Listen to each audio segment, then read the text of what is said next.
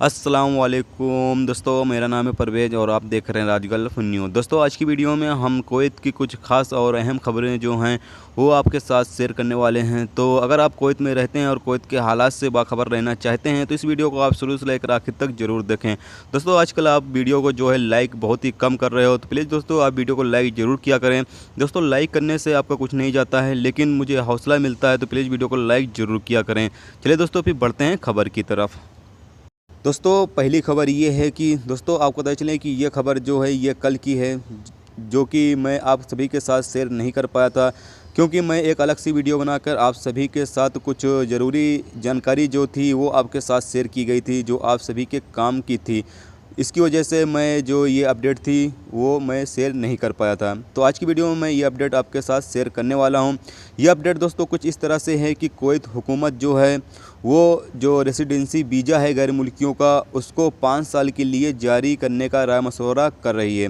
ये राय मशवरा इसलिए हो रहा है कि वहाँ पर जो आबादी है वो बहुत ही ज़्यादा हो गई है, तो उसका मसला जो है हल करने के लिए जो गैर मुल्कियों का रेसिडेंसी वीज़ा है उसको 5 साल तक का जारी करने का फ़ैसला यानी कि राय मशवरा कर रही है। फ़ैसला अभी फ़िलहाल नहीं किया गया है, राय मशवरा कर रही है। तो दोस्तों आपको पता चले कि इस फैसले का यानी इसके ख़िलाफ़ कुवैती शहरी भी हैं और गैर मुल्की भी हैं।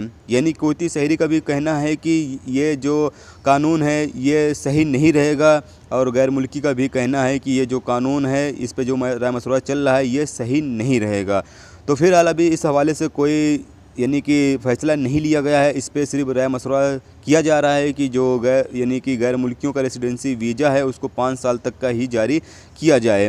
तो दोस्तों अगर इस हवाले से कोई भी नई अपडेट आएगी तो इंशाल्लाह आपके साथ ज़रूर शेयर की जाएगी। तो इस अपडेट में दोस्तों बस इतना ही। चलिए फिर बढ़ते हैं अगली अपडेट की तरफ।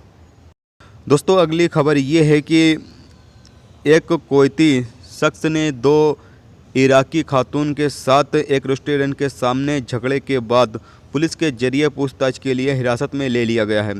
रिपोर्ट के मुताबिक रेस्टोरेंट छोड़कर यानी रेस्टोरेंट से बाहर जा रही थी इराकी खातून, और कुवैती शहरी और उसकी यानी कि खातून मिस्री यानी उसके साथ एक खातून थी जो मिस्री थी, वो होटल में यानी कि रेस्टोरेंट में दाखिल हो रहे थे।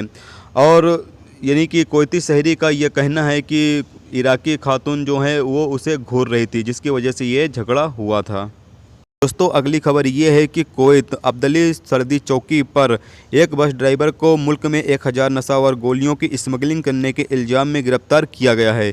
रिपोर्ट के मुताबिक जब बस इराक से सरदी चौकी पर पहुंची तो यानी सरदी चौकी के अहलकारों ने बस की तहकीकात की यानी कि जांच की और पाया कि ड्राइवर ने 1000 नशावर गोलियां कुवैत में स्मगलिंग करने की कोशिश कर रहा था, जिसे गिरफ्तार कर लिया गया। दोस्तों आपको पता चलें कि इन दिनों कुवैत में ड्रग्स और नशावर गोलियां की स्मगलिंग बहुत ही ज़्यादा हो रही है, जिसकी वजह से कुवैत की जो पुलिस है इन दिनों कुवैत में बहुत ही ज़्यादा चेकिंग कर रही है और छापे मार भी रही है। तो दोस्तों आपको ये कहना चाहता हूँ कि अगर आप इस तरह के कारोबार यानी इस तरह काम करते हैं तो ये सब काम ना करें, क्योंकि दोस्तों ये काम आपके लिए काफ़ी ज़्यादा मुश्किलें पैदा कर सकती है। पहली चीज़ ये, अगर आप इस तरह काम में गिरफ्तार होते हैं तो आपको जेल की जो सज़ा है वो तो मिलेगी, साथ में आपको हमेशा के लिए कुवैत से ब्लैक लिस्ट कर दिया जाएगा। ये थी दोस्तों आज की कुवैत की कुछ खास और अहम खबरें जो आपके साथ शेयर की गई। तो उम्मीद करता हूं दोस्तों ये वीडियो आपको पसंद आई होगी। पसंद आई है तो प्लीज़ वीडियो को लाइक ज़रूर करना। मेरे चैनल पे नए हो तो प्लीज़ चैनल को सब्सक्राइब करके साथ में बेल के आइकन को जरूर प्रेस कर देना, जिससे जब भी मैं कोई न्यू वीडियो डालूँ उसका नोटिफिकेशन आप दोस्तों को मिलता रहेगा। चलिए दोस्तों फिर मिलते हैं नेक्स्ट वीडियो में नेक्स्ट टॉपिक के साथ। जब तक रखिए अपना ख्याल, ओके, खुदा हाफिज़।